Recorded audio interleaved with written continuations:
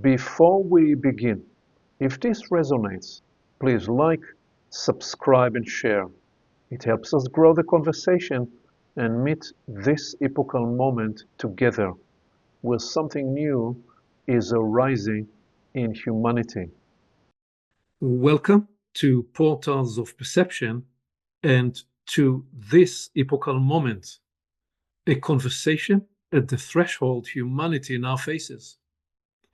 In a series of Portals conversations, we've been tracking the unfolding story of the epoch. We've actually reflected on 5 trace lines impacting us today. The 5,000-year story, including the Great Axial Transition, the 400 to 600-year story, the Renaissance and the transition to the Enlightenment, the 200-year story, the rise of the Industrial Revolution, and the 60 to 80-year story from the mid-20th century, the counterculture revolution movements, and the rise of the New Age, and the story of the last 20, 30 years, the technological, compute, internet, social media, and now the AI revolution converging with the global crisis that we see on many fronts. Today, we are turning our gaze to the here and now, to what is breaking through in this very moment. And what new perceptions, what new ways of being and becoming are we able to decode? And to help us decode this epochal moment, we are joined by returning champions, Sarah McCrum and Jeff Vander. Sarah, Jeff, welcome. Thank you. Thank you, Aviv. It's great to be back. Well, I will begin right away with asking what is getting your attention? What is catching your attention at this time? And how perhaps are you experiencing this epochal moment? And I know we've had struggles working through technology into starting this conversation, so that may be the first thing that's catching our attention. I could start with that because I wasn't the cause of the technological problems, but I had an interesting situation which I reflected on because I think it does reflect things that are going on at this moment as well, where I was planning to be on this interview, having moved house yesterday, but I had everything prepared as one does. And then because I had a light that flicked the electrical switch, it blew up my Starlink, which meant I had no internet. And then we had to go through a whole process to figure out what to do. And what was interesting and what is interesting for me about this moment is living in a moment where there is clearly, for me, because I really look at the energy of things all the time, there are 2 things going on at the same time. There is a massive kind of energetic collapse of certain types of energy. It doesn't mean they're being destroyed completely, but they're just dropping, like the kind of energy that supports financial systems and control systems, are very technological, structured systems, is dropping really, really rapidly. And at the same time, a kind of much more flexible, much more emergent, much more, actually, funnily enough, I think human-centered, although it doesn't appear to be the case, a sort of human-centered energy is emerging at the same time, where we have to be able to do things together and work with each other. And that's what I'm seeing also at a business level. And I think it's really fascinating to be in the middle of experiencing both of those so simultaneously, like one lot falling and one lot growing, but of course they come at different paces. And that was kind of what we experienced this morning. You know, there's a flash and suddenly things are not working. And at the same time, over a little period of time, we had to figure out what to do about it. Do we carry on with our interview? Very ordinary, mundane decisions that need to be made every single day and will continue to be made, whatever the drama is that's going on around us. Indeed. And you're coming from to us today from somewhere near Brisbane, Australia. Yeah, a couple of hours north of Brisbane. Okay. And Jeff is coming to us today from Costa Rica. And I'm today in Seattle. So really covering all across the planet, getting together. Jeff, please, what would you offer as we begin? What is catching your attention? Well, I'd like to build on what Sarah said because you and I were in the Zoom room wondering where Sarah might be, and there was no response for a period of time because you had no internet, Sarah. And so we were asking, well, what shall we do? Do we postpone? Do we continue one-on-one and maybe Sarah joins in the middle, which would be unorthodox, but no doubt wonderful, or perhaps postpone for when I'm in India in an exotic location. So we calibrated, meaning felt into what had the most sense of rightness. And lo and behold, there was more than one yes. How interesting. There's not a clear option for the decision. And then, Sarah, you got in touch and we started to explore the options with you. And collectively, we made a decision. And I was leaning towards postponing and open to not postponing. And then, with more information, it seemed like, hey, let's just proceed with the original plan. And all we had to do was shift by half an hour or so, which is, of course, no big deal. And hopefully your electrical system will be sorted very soon, Sarah. And meanwhile, we can have a great conversation. I would love to add one thing in here because I think it's so important to what we're talking about. I called a friend. It was 7:15 in the morning and just said, I need to come to your house and use your internet. And I so appreciated being able to do that. Like, to me, that's really a friend. Somebody with no questions asked, doesn't matter what the time of day is. You can just show up. There was a cup of ginger tea sitting on the table for me because he knew I liked it. He took his dog for a walk to get out of the way. It's like, oh my goodness, how much I appreciate just good human beings. And I think that's very much a part of where we are. Well, and is this situation a teachable moment where encoded are certain attributes and qualities that we can be paying attention to in terms of how we collectively navigate tumult and disruption? The leading question, my sense is the answer is yes. Yes. Well, so let me invite you to build from that to now open the broader, larger vista and again ask you where and what is catching your attention at this time, and in what ways do you feel that you are experiencing this epochal moment? Well, something that catches my attention very strongly at the moment, because I'm European, I'm from the UK, and my YouTube channel at the moment has picked up my interest in European situations. So I find it very difficult to tell what's really important these days, because what's important seems to be reflected by whatever video I watched recently. And I'm curious about quite a few things, but I am really aware that with a literal situation, as far as I can see, where we have a war happening in Europe, we seem to have multiple overseas players who have an interest in maintaining the war. We have populations all over Europe who do not want war in any way whatsoever. And how that plays out in our private lives, as well as this public global, because if that actually happened, the constant threat underneath that is the threat that we grew up with, which we grew up with the Cold War. We grew up with the threat of the red button and all of that. And it's kind of like this constant presence of an existential threat, as if all the other existential threats we've been told exist weren't enough. We have this kind of one and only press the button type of existential threat. Like, if ever there was a time to evolve quickly, it's now. I could look at other parts of the world, of course, but for me, that one's particularly compelling because at a very simple level, I'm married to somebody who's from Bosnia and has experienced it in his lifetime. My family, my mother and father grew up during the Second World War. And when you're European, it's in your bones, it's in your genes. Like we cannot do that. We cannot do what many people are trying to do right now.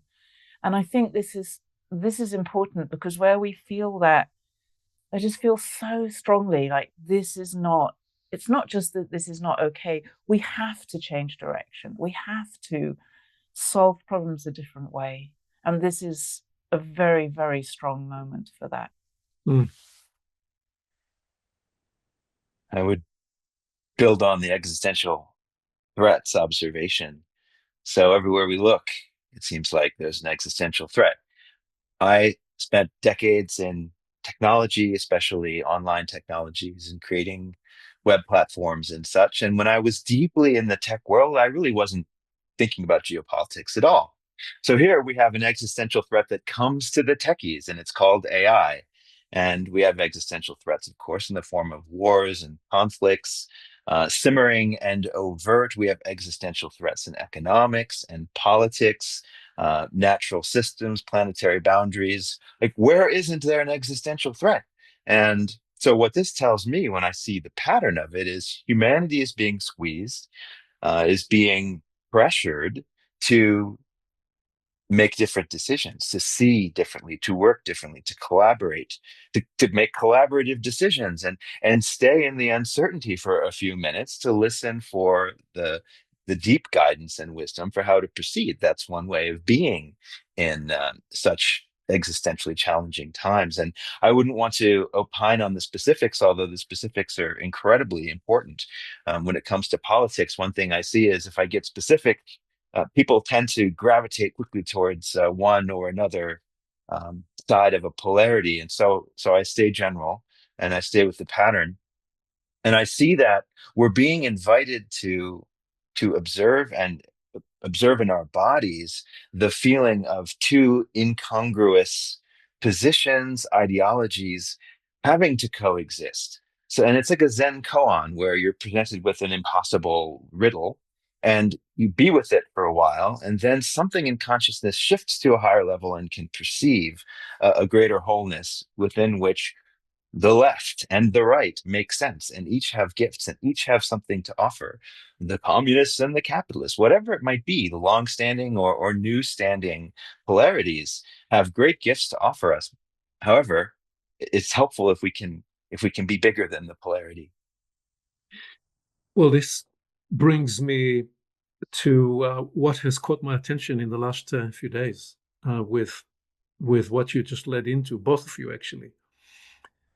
Because one of the ways I try to pay attention is I try to pay attention to what inserts itself through the unconscious, by which I mean we will be conducting a workshop, we will be doing something, and something that I didn't think about insert itself mid-flight into the flow of things. And over the weekend, we conducted a workshop that centered on a deeper appreciation of the trilogy of sun, planet, and moon. What are these three systems and how they are present inside the human wiring, those three levels of function, those three levels of processes. And one way I described that was that when you study the moon, you obviously look at the dark side and the light side. And so the moon represent to us often represent itself through polarities.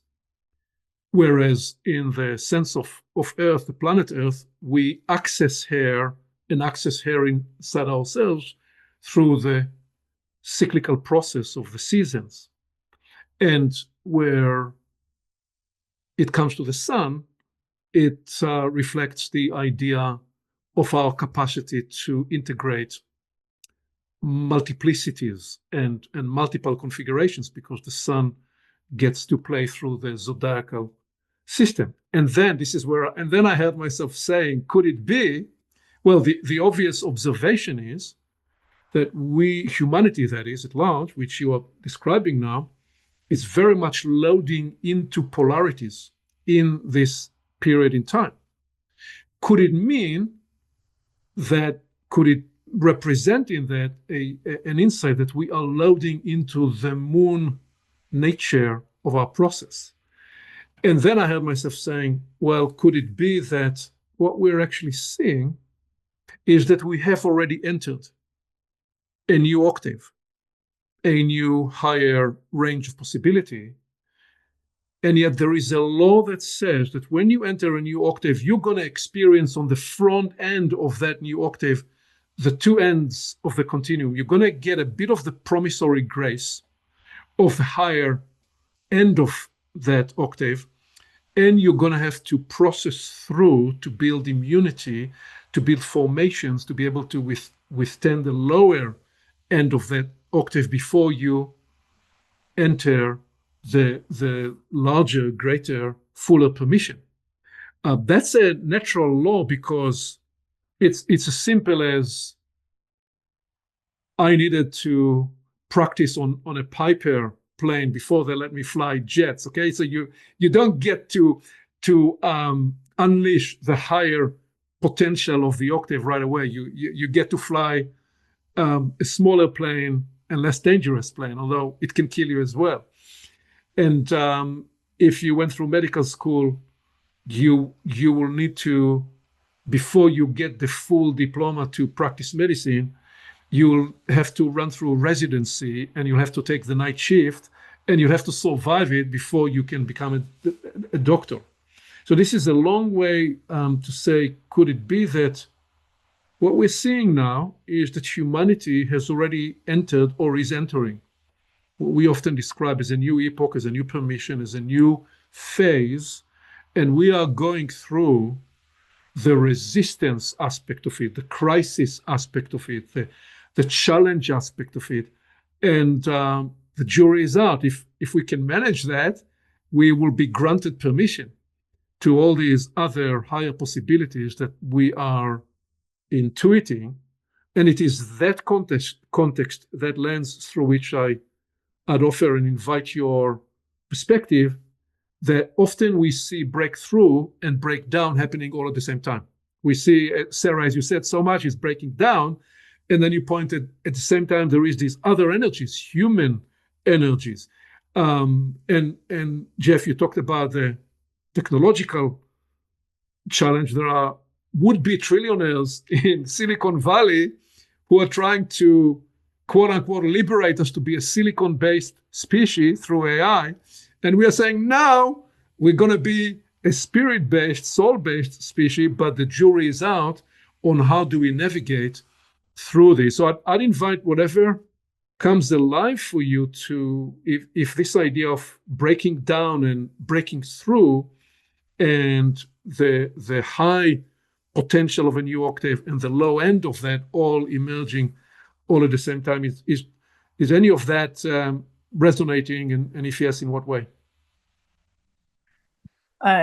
Actually, I was really fascinated by where you started talking about the three planets. At first I was thinking, I don't think a lot about the moon and the sun. It's not something that I've naturally inquired into, but was what really caught my attention in what you're talking about is, yes, at one level, of course, whenever we're evolving, what we experience as a human being is a battle, and is a battle inside us between two apparently warring parts of us that can't get on. And people use expressions. I used to use the expression crawling through a hedge backwards. I think that feeling that you've just been entangled in something and it feels like an internal battle. And then when you emerge from that, it's like peace on the battlefield, literally. I mean, I've experienced that so many times in my life. But what I thought was actually really interesting was what you talked about the sun. And I did you use the word, you used multipolar or something like that? Multiplicity. So I had a really interesting experience probably around a year ago that changed my language, which means that my understanding, my kind of knowing had changed. And before I was looking at polarity, and the fundamental polarity of life, of how we need to experience. In order to experience love, we need to experience what I used to say was like not love. We need to experience some contrast, because otherwise it doesn't make, if everything's just love all the time, there's no experience there. There's nothing to enjoy. But actually what emerged from an exploration of that love, not love, well-being, not well-being, the contrasts, which always take us to the polarities, was the word multivariance, which became really important for me. And I realized that actually everything we're experiencing is a variance of love, because love is the underlying energy of everything. To me, that's clear. And then it became a much more interesting exploration, is if everything is a variance of love, or we could say in another way, everything is a variance of the light. I was thinking, as you described the sun, the thing about the sun is it just shines. Doesn't matter whether you can see it shining or not. It never stops shining. It just does its thing. And it shines and illuminates everything else. So we see all these beautiful colors. We see the dark and the light, but the dark is still dark, and it's still polar, contrasted with, like, black and white are very opposite in our view, but all the other colors exist there as well. And my sense is that the real evolution that's happening, actually, which is very profound for human beings, is for us to be able to move beyond always coming back to these polarities. Even yin and yang, everything has always come back to polarities. But what if we could settle into the multivariance of the beauty of life, which is even in what we call ugliness? The color is still there. The depth and the richness is as much in the darkness as it is in the light, which doesn't mean we want to be in an ugly place. It actually, when we allow ourselves to really experience all of these variations, including the incredible darkness that exists inside ourselves, that's where we find the most beautiful shine. That's where so much of what's valuable emerges. And so possibly there's an invitation here for us to be able to have the seasons, and to have the poles, and to have this shining sun, all as they naturally do in our solar system, all playing together quite happily.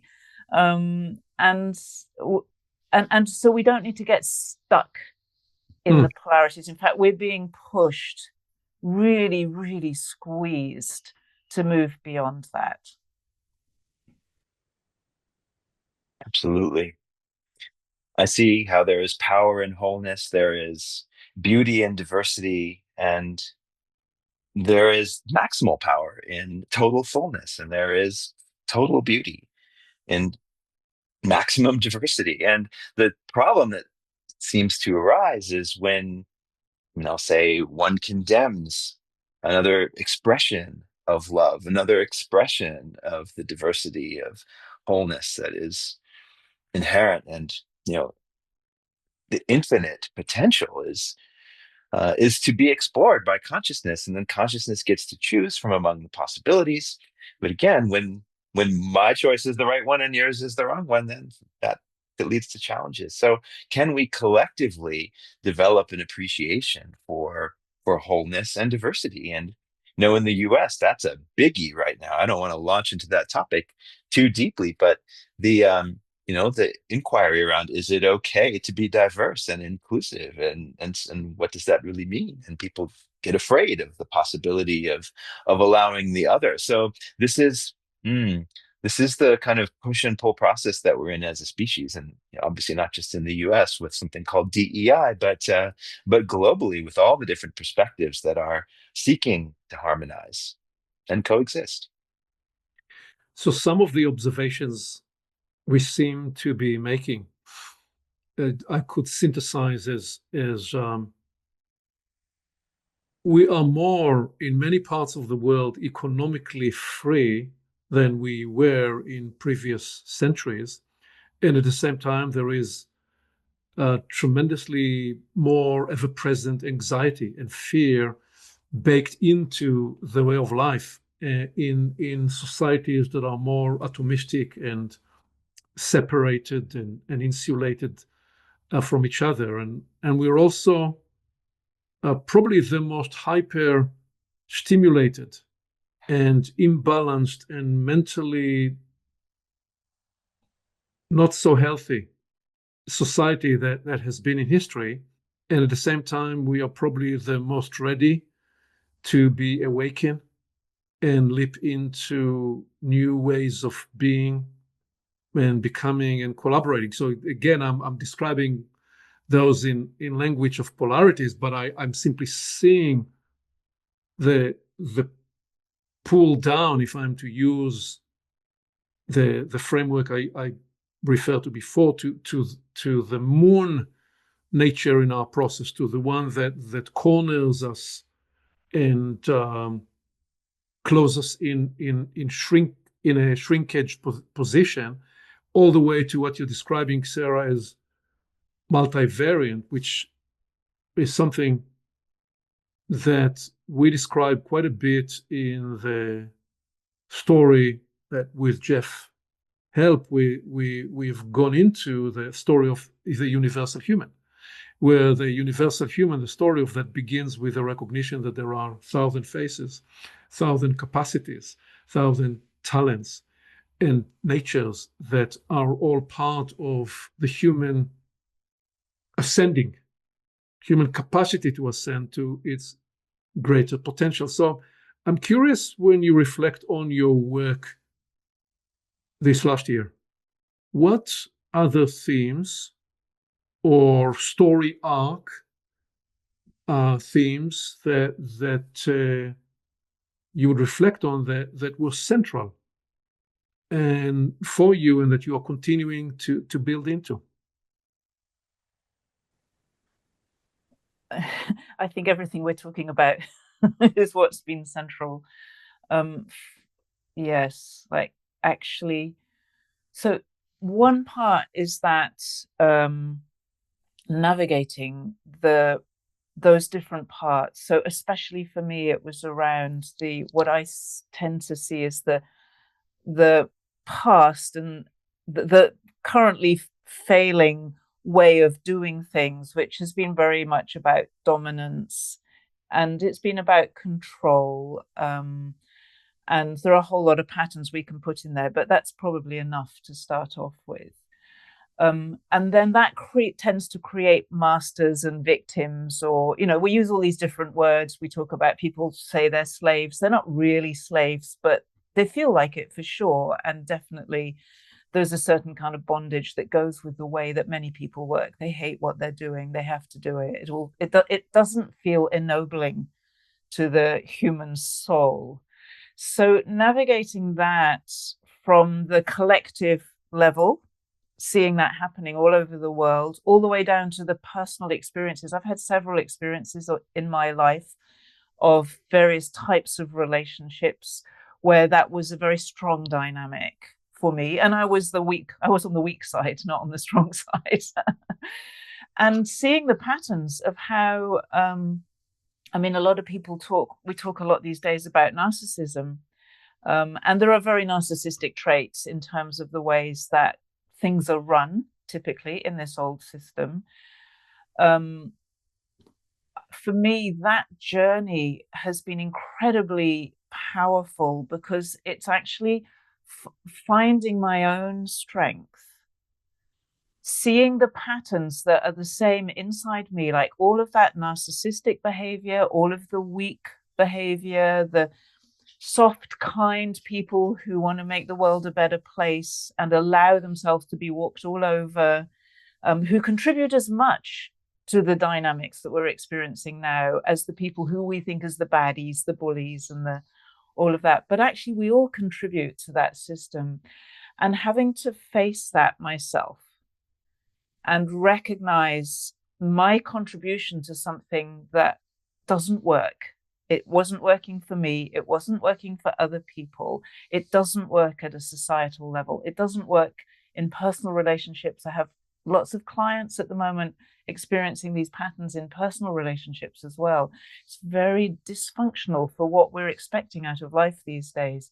So how do we navigate, and how do we actually withdraw our energy from behavior that doesn't seem to work for where we are now? Maybe it worked in the past.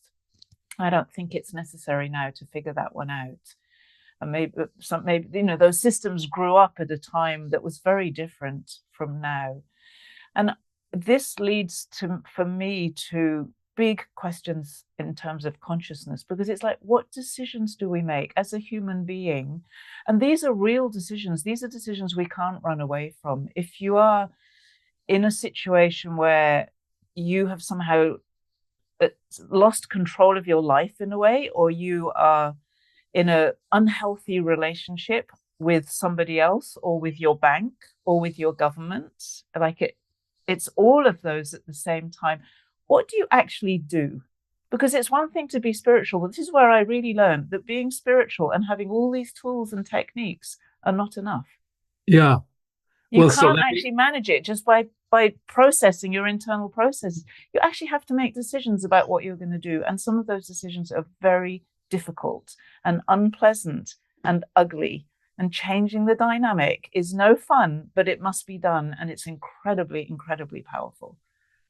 Well, so can you say more about what are you discovering in this the conundrum of navigation? You use the word navigation a few times, and part of what you're communicating there is navigating from dynamics that are stuck to dynamics where there is flow, where there is where blockage opens through, and you're saying sometime the unlock potential is in facing what you refuse to face until now.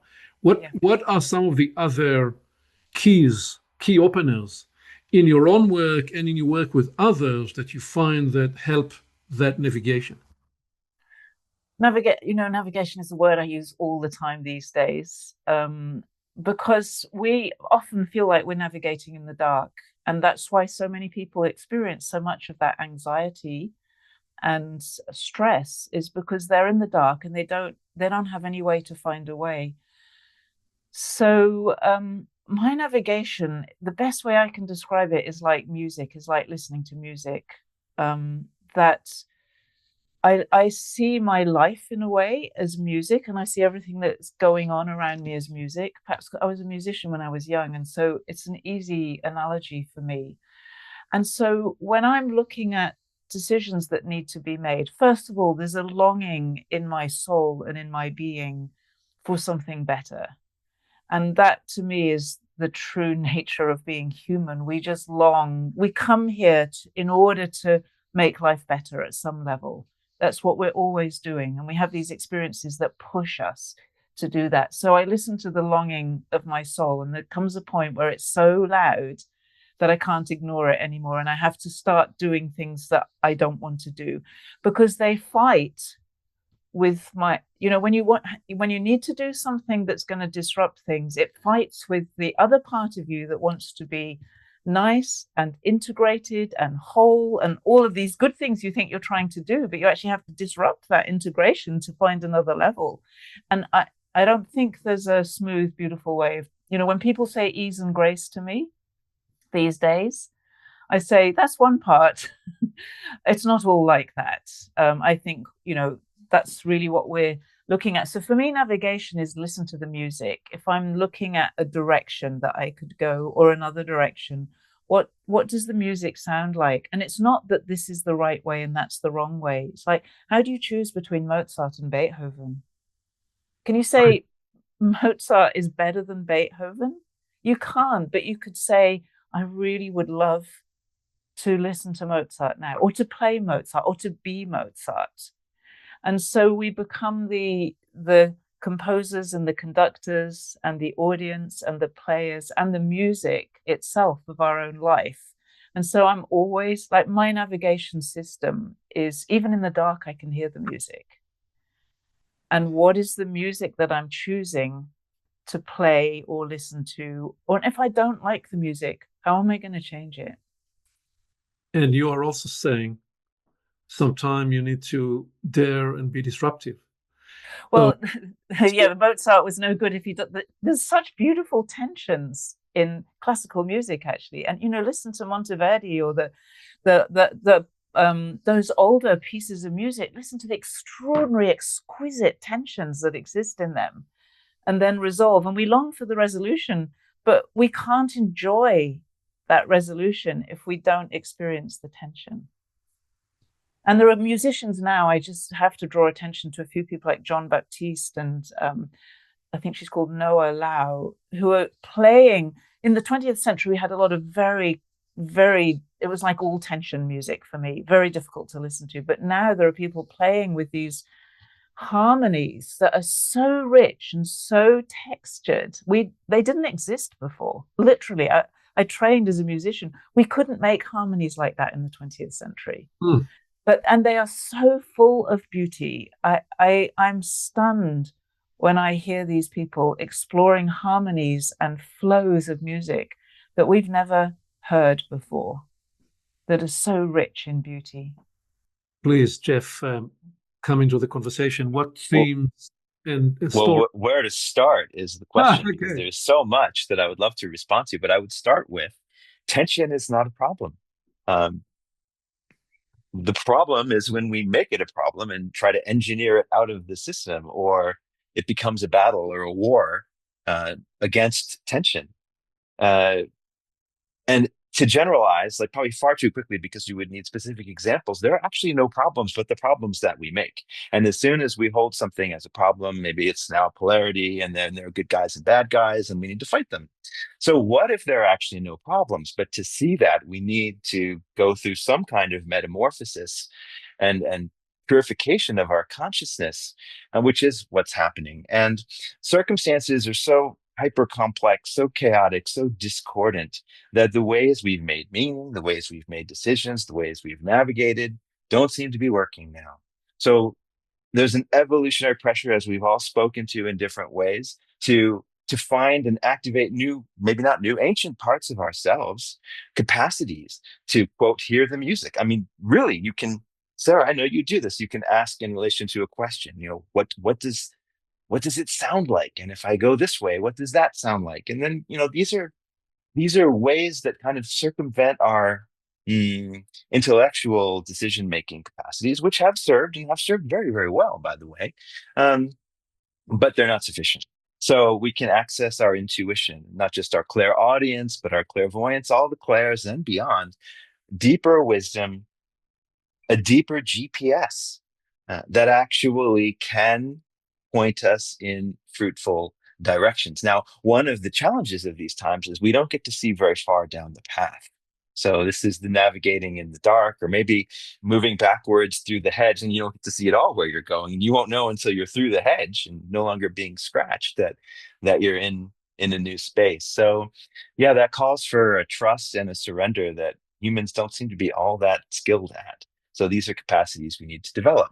Now, if I just kind of pivot a little bit, with the existential crisis known as AI, which is not only for techies, but interestingly, the techies who create the AIs are also losing their jobs. So everyone is affected.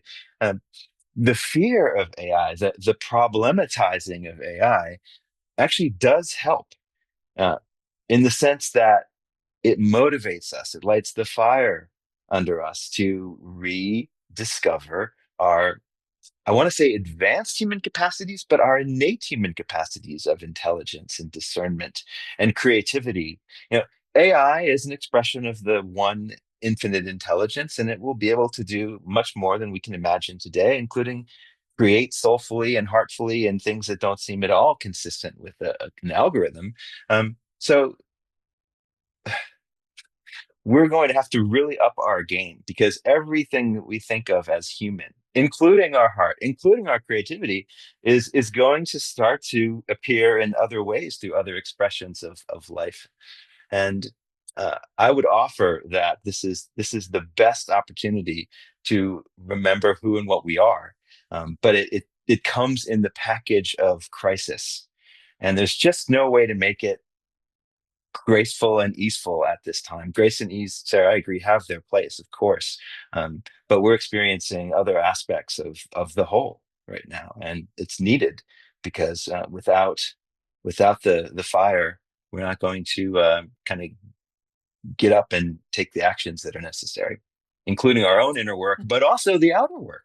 Like you were saying, it's great to have the internal resolution, seeing the pattern, and intending to interact differently with people and have different dynamics. But until we actually start to take the actions in the microcosm of our individual lives, we're not contributing to the collective pattern shift, and we're also not making it real for ourselves. So this is another theme: is get real.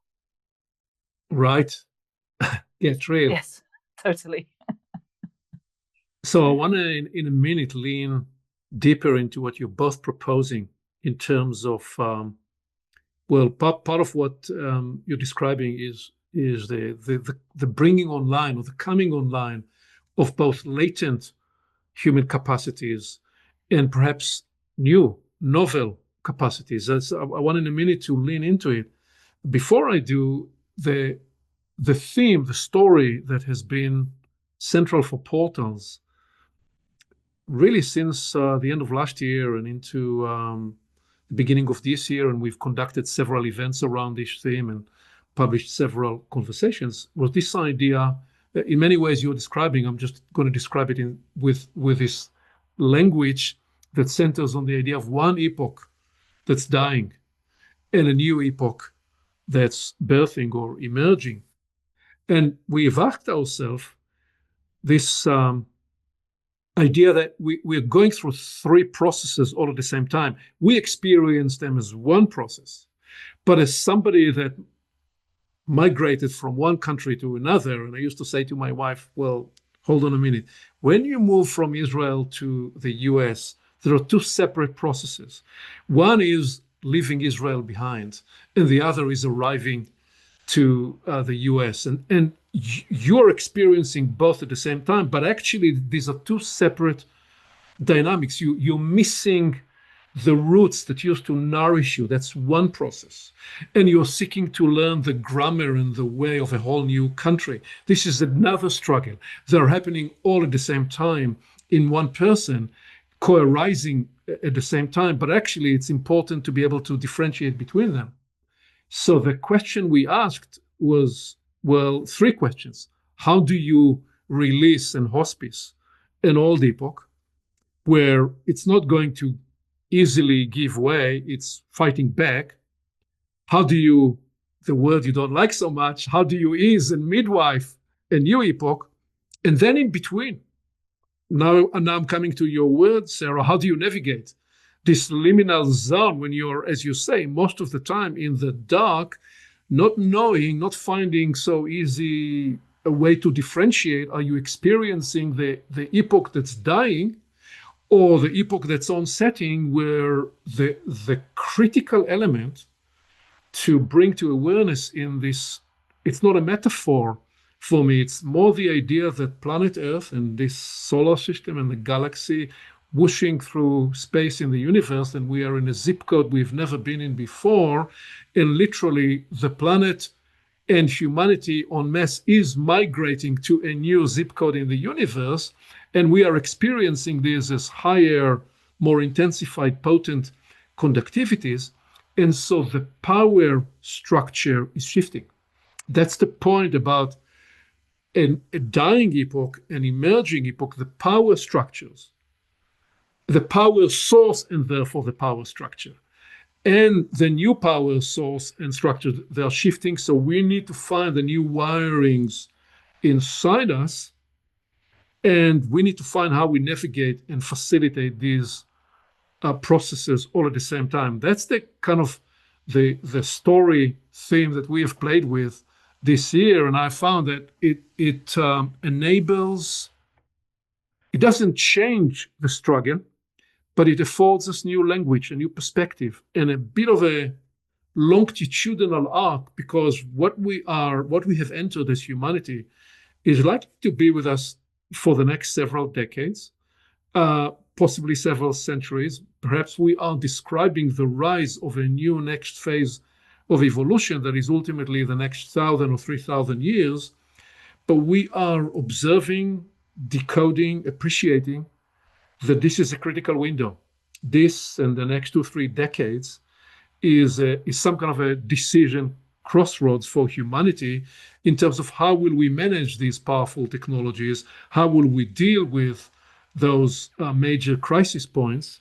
So what of this is resonating and facilitative in your experience, or what would you say to this, or how would you want to build from that? And then I will lead us into, okay, so what are the new latent innate capacities that are coming online? Oh my goodness, there is so much. Like when we start talking about these types of things, because it's real, as you said, like this is really what's happening. And as I was listening, I was thinking, well, here I am. I moved house yesterday.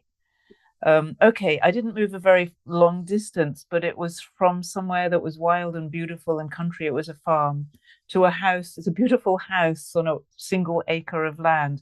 And even in that little change is exactly the same pattern that you're talking about, first of all. So I think that's very encouraging in one way, because we all know how to do that. And, you know, we might make a drama out of it or not, and it might be stressful or not, but we all know how to move house or make change. And that's one thing. So we have some wiring for the fundamentals of change.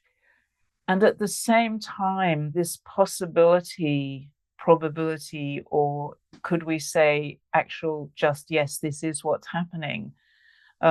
This extraordinary evolution of human beings that's happening. And we talked about existential threat. I brought that in. I don't really believe that, because at some level, I think whatever happens, first of all, the planet continues. And it seems to me highly likely that even if something awful happens, it's not going to be awful. There's going to be something left out of that. And there's going to be people left out of that. I hope it doesn't come to that. And I hope that, you know, we make it through. But it's like new future. We used to talk about future humans. There is a sense that we can become we still have our physical makeup, we still have our genetic makeup, we still have the old piece, but what we're opening up to within ourselves is a very different way of living and being. And what's amazing about that is if you can navigate the stress and the challenge of that kind of change, and you can do it with consciousness, so that means you can make choices. We have never in our written and our known history had so much opportunity to make choices about who we can become. And that to me is the great opportunity. And that those can be lots of small choices. They can be grand choices. They can be humble choices. It's like so many different types of choices. And that's the real value, I think, of having navigation skills, of having inner technologies for managing all the challenges of life. Is when you have those, you've been working on them for a while, it frees you, it liberates you to make those choices. It liberates you to turn on abilities, for example, that we haven't explored before. You don't have to. I think that's part of the diversity. We don't have to all become highly advanced human beings of a certain type. We could go in many different directions, and that's also interesting. But choice now becomes really important, because we now also have in the public domain, which wasn't true before, in the public domain, we have so much knowledge about the technologies of manifestation, if you like, materialization, creation, how these things work, how we participate in them as human beings. So we've been freed up in our ability to make choices by having all this extraordinary education that we all participate in. We're all teachers at some kind and leaders in that space, helping people to realize that they can make choices that go way beyond the type of choices that were able to be made even in our earlier lives. I saw an article today. I read the headline and not the article, so I'll admit this is a superficial analysis, but the headline is, "Humanity is becoming a giant ant colony. And in some ways, that's horrible. And in some ways, actually, it's intriguing. And actually, the truth of it that I perceive is the emerging superorganism of a species of about 10 billion humans and a kind of awakened collective consciousness and intelligence that is operating. So an ant colony isn't just thousands or millions of ants that happen to be highly coordinated because each individual knows a few tricks. Like there is some collective agency and sentience that's operating, which science will uncover in due course. Same with beehives and so on. And so when I tune in, this is an intuitive statement now, when I tune into the superorganism of humanity, which is all of the bodies of humanity as one body, all of the minds of humanity as one mind, all of the hearts of humanity as one heart, with great diversity and autonomy. So this isn't the ant colony of sameness, quite the opposite, actually, or contrary. No, I get that the collective has decided to evolve. And that's why we're experiencing such intense evolution. We as a species, the decision has been made at the species level to evolve. Additionally, the decision has been made at the species level to survive and do better than thrive. But to do better than survive, we have to thrive. And to thrive, we need to make some big changes.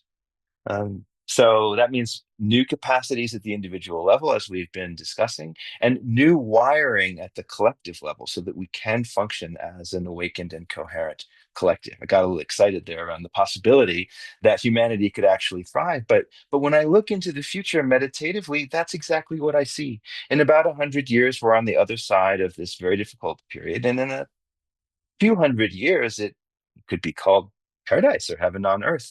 Realistically, we have the technology to do that. And we're starting to learn how, and it'll take a few generations before we're really in the new groove, but it's coming. So, Jeff, Sarah talks about navigation, and I describe the sense of humanity migrating en masse to a whole new zip code in the galaxy, in the universe. And Sarah also just mentioned the significant potentized awareness of choices. And I get the sense, Sarah, when you describe that, you're talking about different kind of choices than going to the market and deciding whether you will go for a vanilla or strawberry ice cream. You're talking about different kind of navigational choices.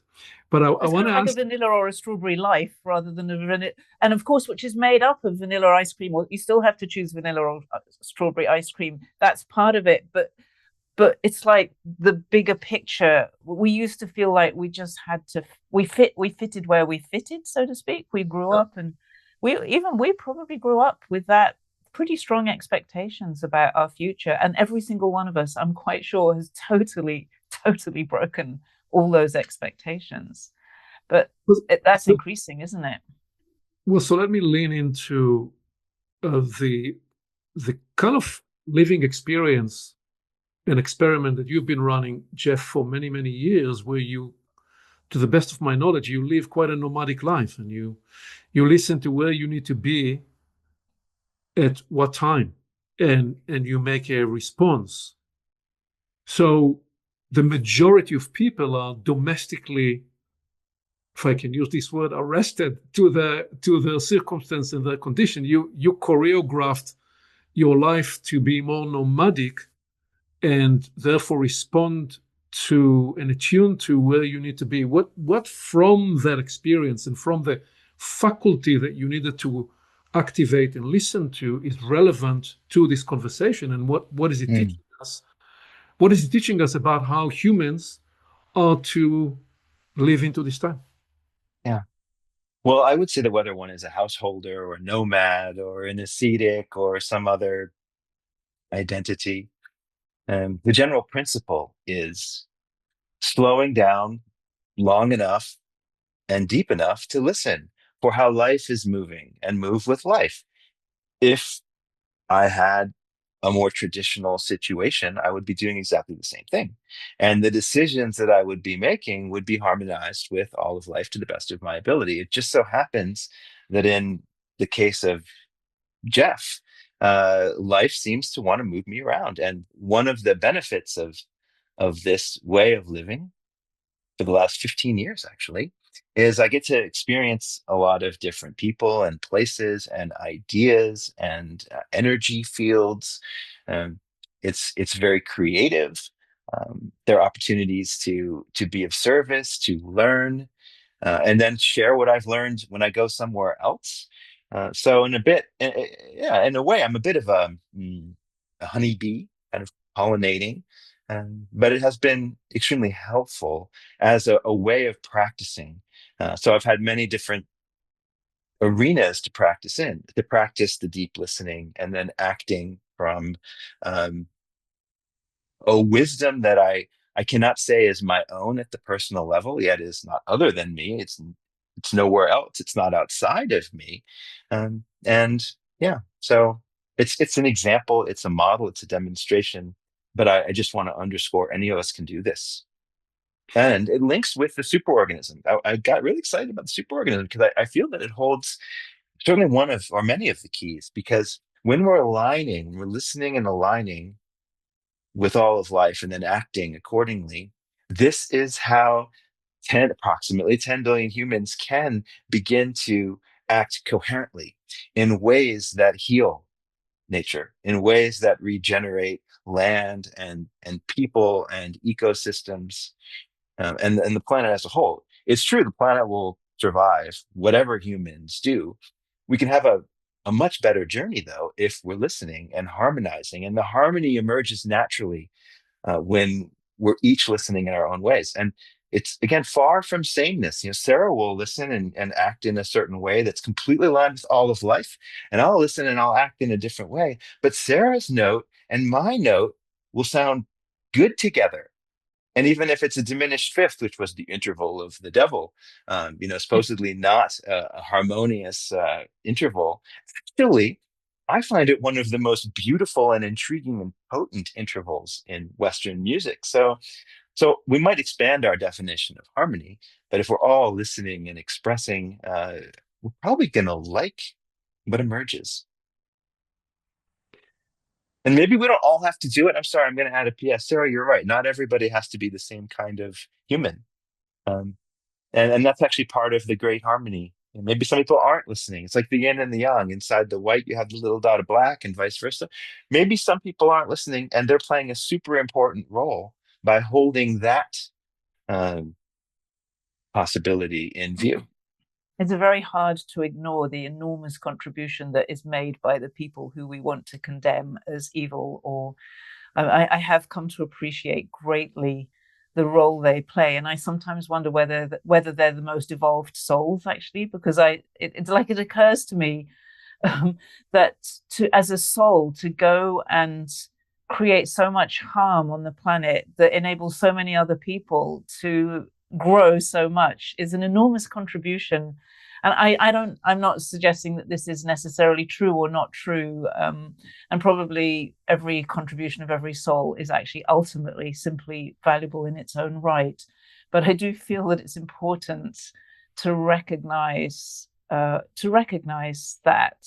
And I just keep looking at the flowers and the grass behind you, Jeff. And whenever you talk about the superorganism, I often feel, especially when I was living on a farm, I could feel it was like if you take trees not as an individual tree, but as the species of those trees, and you think what a contribution they make to life on Earth.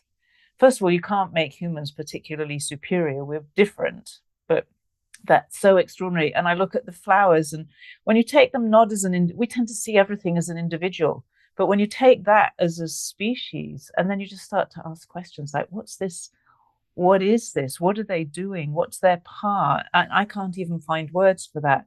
But it's always humbling for me, because really, I think we're all these superorganisms, so to speak, that is the pattern that we're already living in. We've just told a narrative to ourselves in the West, especially, that it's all about being individuals.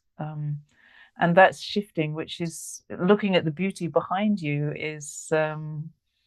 it's really encouraging. We start to see the beauty of human beings as well, not just flowers.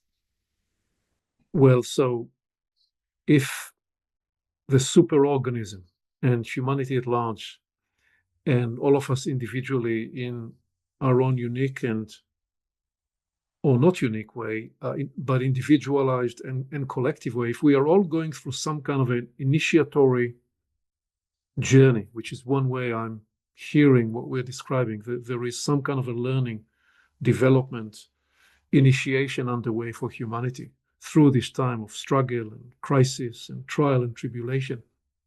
What is it that we are being initiated toward or for?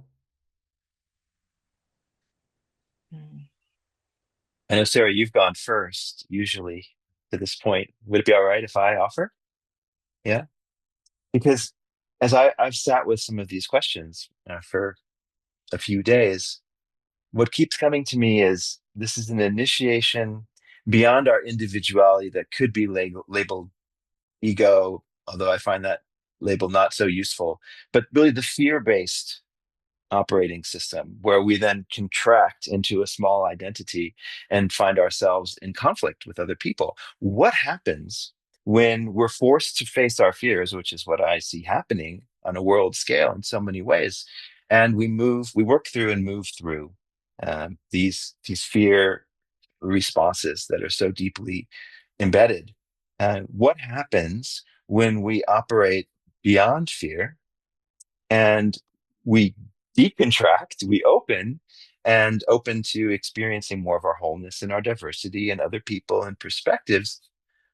It becomes self-evident that we are connected. It becomes self-evident that in some sense there is a superorganism here, that in a very real sense there is oneness here, oneness in the multiplicity, in the multivariance.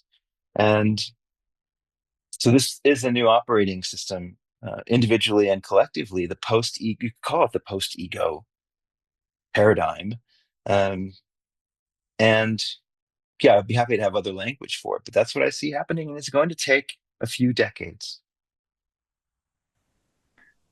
Yeah, so I'd like to explore it a little bit off the back of that in a maybe pragmatic way, and just share some of the things that I can see. Like, clearly there are possibilities of extraordinary technologies that might solve lots of problems that we have now. We hear promises of these things, and I think that that's extremely likely, but that's not so much what I'm interested in. What I see is the possibility that human beings wake up to the fact that we are not defined by our cognitive intelligence. We're actually defined by, at one level, our own desire for life, the desire that brought us in here to have an experience of being in this world, which is, limited in dimensions, so to speak. We're not all of it all at the same time, even if spiritually we know that we are, but we're here on this planet at the moment. I'm quite sure that we will be traveling across space. I'm quite sure that Star Trek is, was quite a useful series for us to initiate into as part of our future. But what I really see is that AI especially will actually make us find ourselves, because we'll realize that who I am as a human being is not my brain, is not what we think of, my mind, my intelligence, what I learned at school, the skills I've learned in the business I've done, all the stuff that we tend to put out front at the moment. And we'll realize also that I'm not just a heart. It's not just my ability to care and love and typically described as more feminine qualities, though it's not very helpful, because every father knows how to love as well.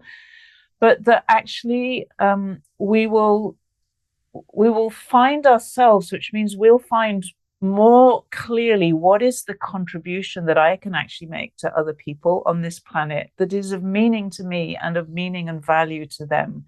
I think it will push us to figure out what do we value, and that will show up at multiple levels. First of all, it will be like, what do I stand for? That's the early stage of it. What do I value? What do I withdraw my energy from? And what do I give my energy and my attention to? Because that's what I want to grow. And I don't want to grow. It's like regenerative farmers, they don't pay attention to weeds. They don't, traditional farmers spray poisons over weeds. They're obsessed with weeds. Regenerative farmers pay attention to what they want to grow, and it tends to just take the place of the weeds over time. So this becomes very important as a practical skill. What am I growing in my life? And what am I just withdrawing my energy from? Because I'm not growing that anymore. And from there, we start to say, okay, now I'm growing something. What do I have to share? Because inevitably, we want to share, especially when we're experiencing well-being. So with what Jeff described, we start to experience well-being. And then when I'm in a space of well-being, the only thing I want to do is really share that with other people. So I want to make a contribution. And so I start to create wealth that way, because wealth comes from me contributing to others and others contributing. We contribute to each other, and we have ways of, playing with the value there, and we have financial systems and all of that. That's a very small part of wealth. So we start to look at what is the wealth I have to share, and what is the wealth that I want to receive from other people, that other people can contribute to me. And it's a much more dignified way of working. And we can't work that way if we think that we're walking kind of intelligence boxes. I think we can only find this when we recognize that we're both our physical self and our mental self and our emotional self and our spiritual self, and then the capacities that we've been touching into and never quite getting into. We have capacities that we haven't explored very much yet. But at a very simple level, think about the difference between healing or any medical solution. If you knew that healing was really going to work for you, it's 100% natural and it's always benign, it always has a beneficial effect, you would always choose that over a medication or an intervention, a technological intervention. People don't choose it now because they don't know that, and they haven't been trained, they haven't been taught how to do it. But those of us who rely on these systems, know that and tend to manage all of our health in a different way. It's kind of an indicator that is very present. There are enough people who understand it. There are enough stories about it for it to make sense. If we extend that, just keep extending, that so many things that we solve now with chemicals or with technology, we do better as human beings. And then what I've just known since 2014, I started looking at AI, and I knew that if ever AI got out of hand, got out of control, the only way that I can see that we can stop that is through these capacities, the superpowers, essentially, of human beings. There is a way that human beings can turn the tide of material reality. We're actually incredibly powerful in doing that. I'm not sure we would find it easy now. We need to practice, we need to train, but I think that there's an extraordinary opportunity for us, or at least some of us, to be so skillful. This is a collective thing. This is not one person. That where there is really huge risk to us, we can shift that. I mean, I know we can do that. That's actually work we do all the time. Well, so let me just, as we approach landing this conversation, nevertheless, lean for another moment into these superpowers and new capacities, and even how do you feel and experience, and how you're discovering healing now working different to even 5 or 10 or 15 years ago, and various clear no capacities and other latent and innate capacities. What are you discovering? Because these are leading indicators, I believe, of some of what is emerging through this initiatory crucible. So what would you, each one of you, describe or highlight that is becoming active and important for you in your own journey?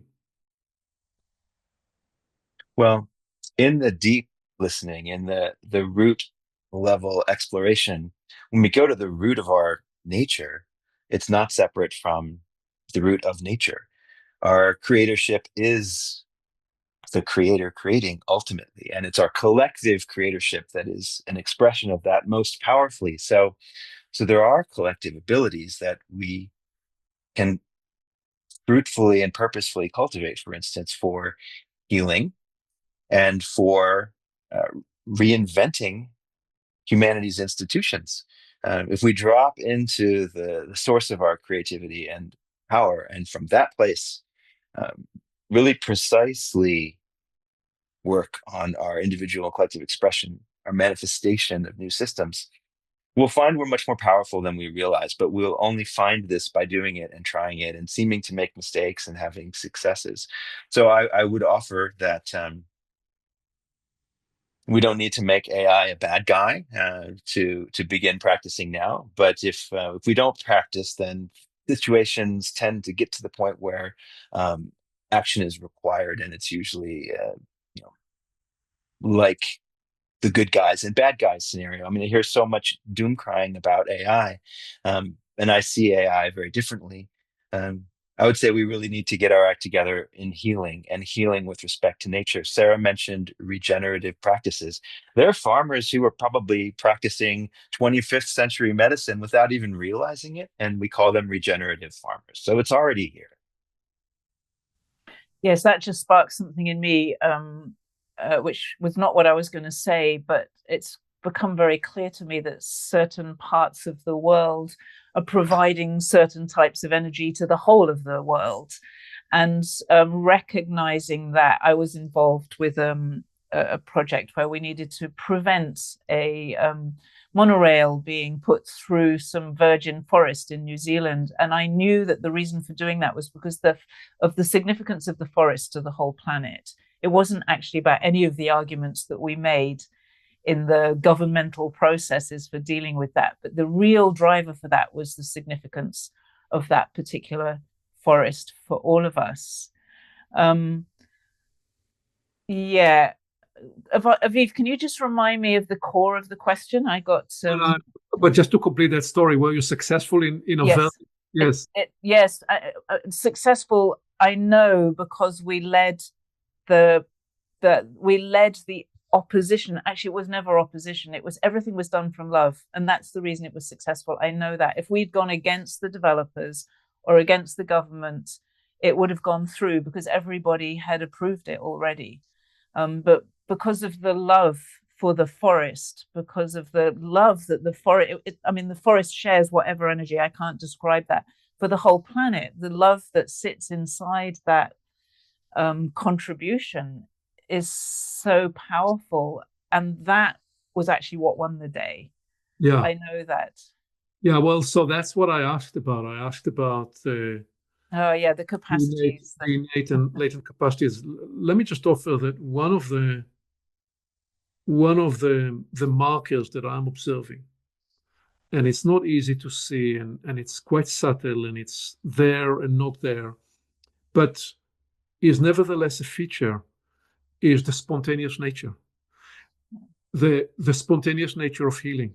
Not that all healing is spontaneous, but sometimes you can experience moments of spontaneous healing and spontaneous perception that was not there before, and spontaneous transformation. So you or the people around you or other people that you know, where somebody struggled with something for maybe 5 or 10 or 20 years, and then one day spontaneously they're able to resolve through that threshold.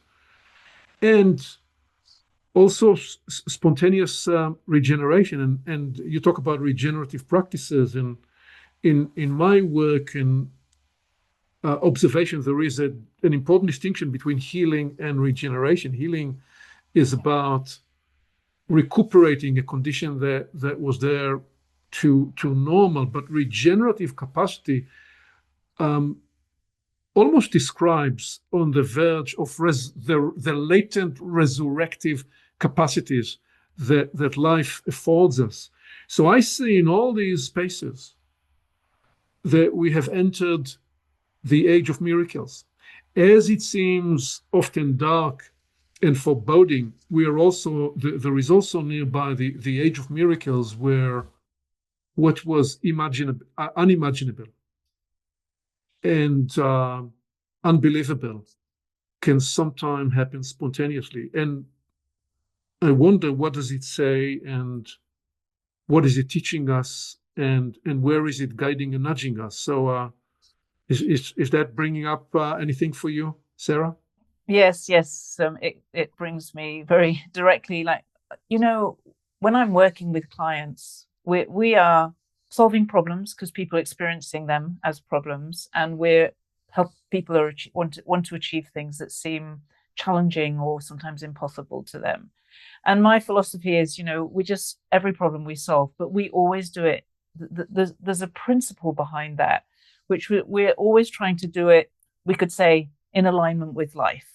We could say in a regenerative way, from a foundation of well-being, like this foundation of well-being that we all have access to actually is permanently there.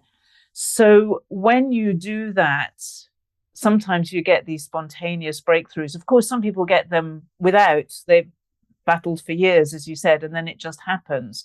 But when you bring a community around that, they happen much more often. They become a miracle is never predictable, but it becomes predictable that miracles are going to happen. And perhaps that's what you're describing. And for me, the commitment simply to say every problem can be solved. So everything we perceive as a problem, there is always a solution for it. My Chinese master taught me that. She says the solution sits beside the problem. Every problem is like the solution is always there. If we start to cultivate that and say, I can do it, I can solve this. I don't know how. I don't know how to navigate. I don't know what to do. I'm just going to take one step and one step. And when we bring community around that as well, so there's support and we don't go off in the wrong direction in a difficult moment, we see more and more of those miracles happening. But what we also see is that everyone is building the infrastructure, the spiritual and energetic infrastructure for the life that we're talking about of the future. So it's a thoroughly benign process, because it builds our new selves who are better, and eventually don't really experiencing most things as problems, because we've learned now that we can solve them. And so we automatically go into that mode of, okay, what's my next step? How do I move forward? How do I approach this? And we don't panic when everyone else is panicking, all of those kinds of things. And so people become leaders, they become anchors of the community because they have these abilities, they've cultivated them. And I think this is incredibly redeeming for human beings, because suddenly we can all become powerful in our own life. We all become leaders in our own life. We all have something that we really have to contribute to others because we're good at doing different things. And so there's a process also in here towards that more miraculous experience of life that actually enables us also to find ourselves and to find that dignity and nobility and expanded experience of everyday life. That's life worth living. Well, the three things I hear in what you're describing is not a kind of make-believe approach, but rather something that's anchored in a knowledgeable conviction about how life works, and the realization that the universe is a place where life provides solution. And I also hear inside what you're saying a way of integrating the physical reality with the subtle, energetic, spiritual reality. And thirdly, I hear in what you're describing that when you embody this space, then what we do, we liberate people to be the more powerful leaders they can be. So perhaps I can lead into a concluding question, and then if you had anything else still on this, bring it into this, which is, so, and I'll actually offer two questions, and you land with what you want to land with closing message. First is, what would you say to people that experience this time mostly through anxiety and fear and a sense of foreboding, uncertainty about all that is happening in the world that they do not know how to interpret and how to manage? What message would you offer? And secondly, with that, what is it that you believe humanity is being asked to now do, to now enable, to now make possible that was not possible before? Very good. Well, I know I can sound like an optimist when I talk about the superorganism and the thriving future of humanity and the post-ego paradigm. And all of these are true. How do we get there, though? So we're each facing experiences and challenges, and many of them are very difficult. Many of them are very painful right now. There is anxiety, there is dread, there is terror, yes, existential terror.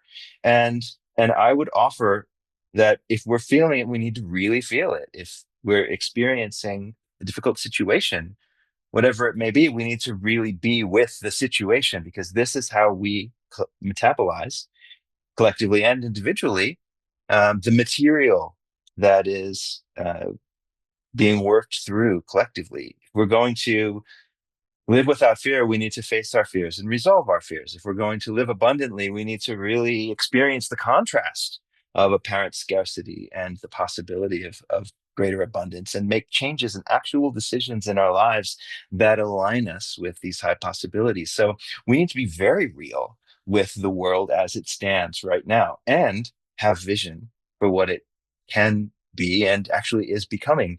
And I would offer that one of the main capacities, maybe we could call it a meta capacity, is seeing with the eyes of the infinite. So in math, for instance, and fractal concepts from mathematics teach us that what appears to be finite can actually be infinite. In physics, infinite values seem to crop up where they're not very welcome, and we can't ignore them if we're going to have useful experiments and scientific conclusions. We need to engage with the infinite.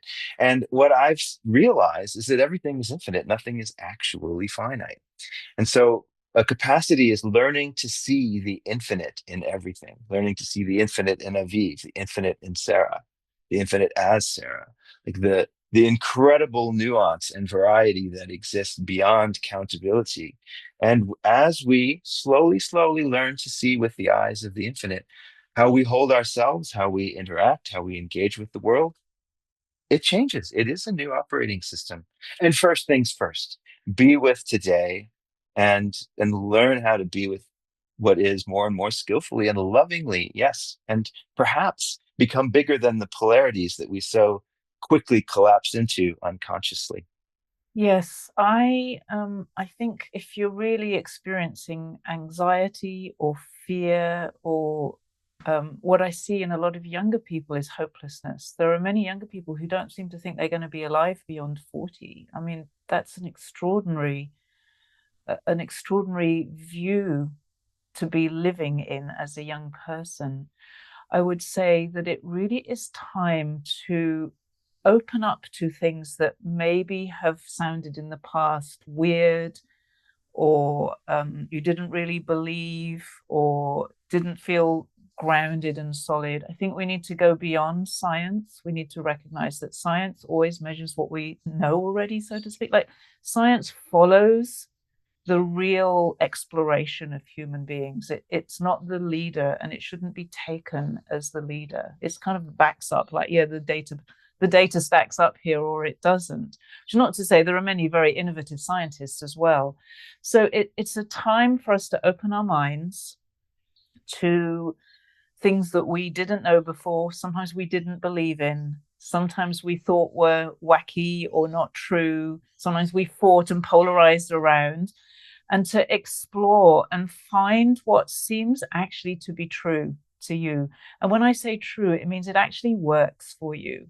So if something works and makes your life better, and it makes everything feel better, just notice that. Don't say, oh, that's the truth then, but notice it. And you can do this. It's much stronger when you do it in a community of other people. So you're sharing your experiences, because we all need to become the experimenters in our own life. I think Jeff and I are very good examples, and I don't know you so well, Aviv, but I can see that you're the same, that we've become really experimental in the way that we live. And I think everyone is going to need to do that. So you need to step out of your comfort zone, get curious. I think curiosity is probably the most important quality you can have at the moment. You are going to learn new things. You're going to do things differently in the future, because the old way is not working as well anymore, and it's going to continue to get more and more challenging if you stick with it. This is just the nature of life. Life always does this. It always evolves.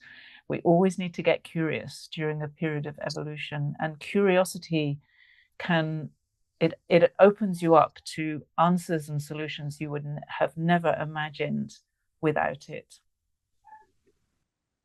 Plenty of rich advice there.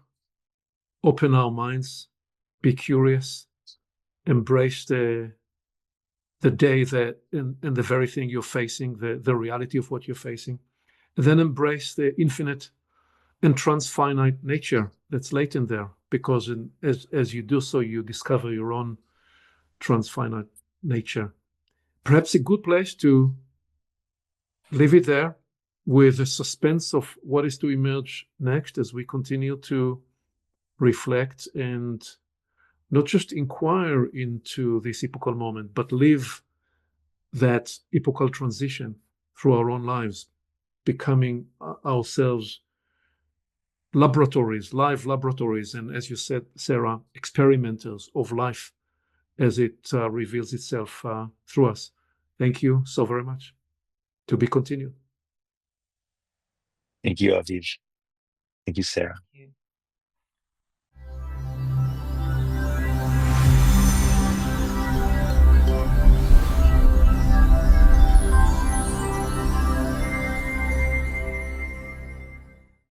Along with our website at portalsofperception.org, Portals is also available on YouTube and on all podcast platforms, as well as social media.